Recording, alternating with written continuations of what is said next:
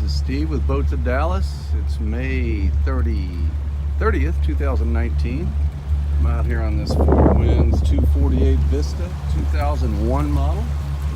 Looks like a nice day. I'm going to take it out and run it.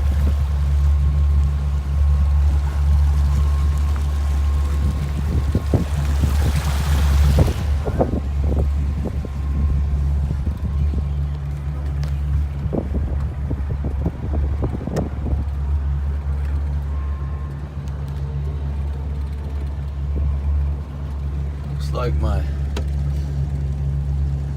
tachometer is not working.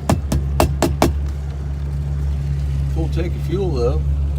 Depth finder's working, volts, everything else seems to be fine. Temperature's starting to come up.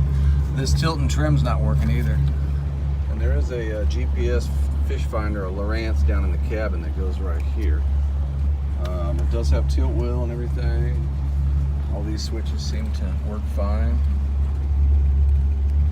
Volvo Penta, fuel injected 5.0 GXI. Not a bad boat. I'm gonna go ahead and take it out and run it though, and then we'll have another look. I want to see how she runs. The interior's not all tore up, just a little bit dirty.